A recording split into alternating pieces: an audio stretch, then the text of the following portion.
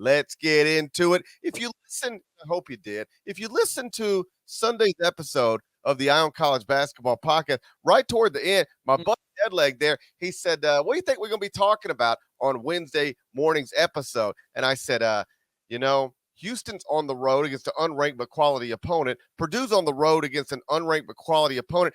In fairness, I also said Duke's on the road against a unranked but quality opponent. Yeah. I think we're going to be talking about one of those three teams losing. Two of them lost.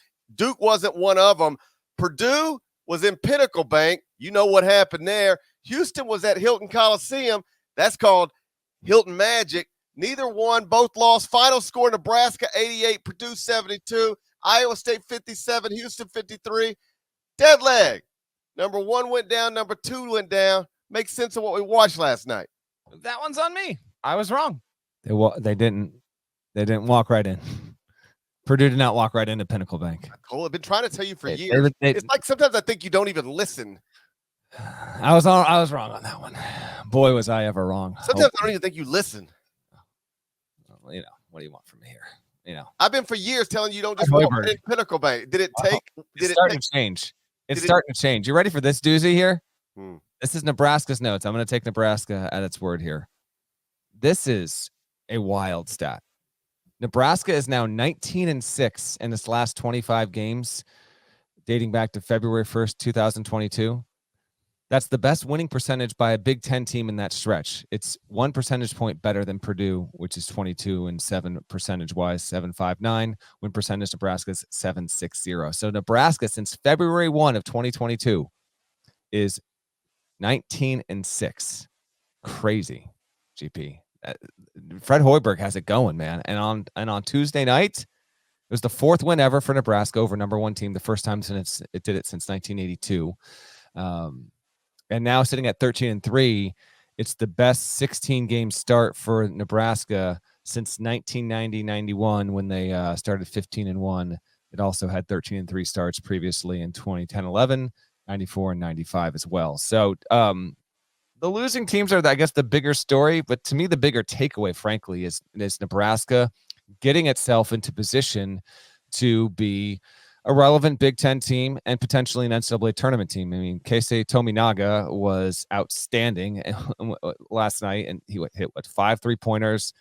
He's averaging more than 21 points a game over his last 3 games and is really coming on. And I said this on HQ on Tuesday night.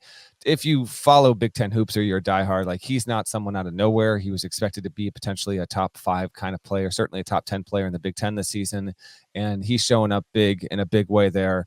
Nebraska was just on fire. I guess, I'm kind of venturing into that. So we'll get to Houston being the last undefeated to fall in just a second here. But to me, the Cornhuskers dropping 14 threes on Purdue's head and shooting a season best 51% and, hitting up Purdue for 88 points and just being ready for the moment, man. Like CJ Wilcher was terrific off the bench. Thought it was a really important win for Nebraska. Maybe an important win for drama in the Big Ten. I'm still not going to step away from Purdue. My thought that Purdue is on a tier to itself in the Big Ten, with Purdue having lost on the road to Northwestern and Nebraska, who, by the way, may turn out to be tournament teams. There will certainly probably be some people that are going to push back against that. But on balance, Purdue has still displayed itself to be one of the 3 best teams in the country this season. And I think one of the bigger challenges sometimes for some who have to write about and talk about the sport is when you have a morning after or a night of a result like this, to kind of remove yourself from that and take a wider look at the big picture.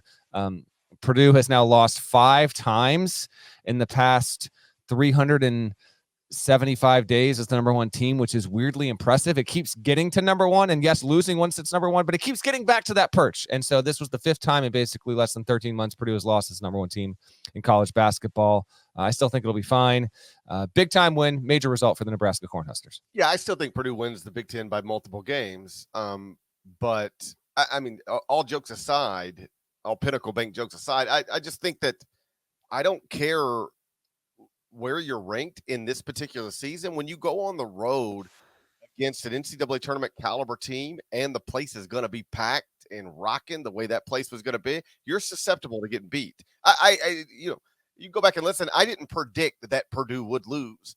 I just predicted that, there's a series of games against, big brands and and highly ranked teams against unranked teams, and any of the three are capable of getting got. Obviously, Duke had no problems at Pitt. We can touch on that a little bit later if you want. But Houston was in a fight from the jump, down 14-0. And same thing with Purdue. Now we're in year 5 of the Fred Hoiberg era. I said this last night on CBS Sports Network. I always assumed Fred at Nebraska would work just because I think he's really, really good. And,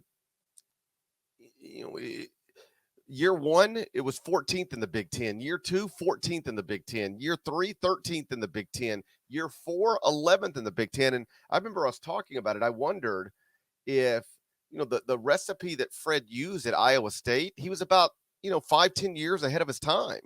Maybe more than that, in the sense that he was the one going out and getting transfers and sitting them out and then using them to build a great teams at Iowa State. I remember talking to him one time, and he had a really good grasp of the situation. He was like, my fans expect me to compete with Kansas and Texas and the other top tier teams in the Big 12, but I can't recruit high school prospects the way that they can.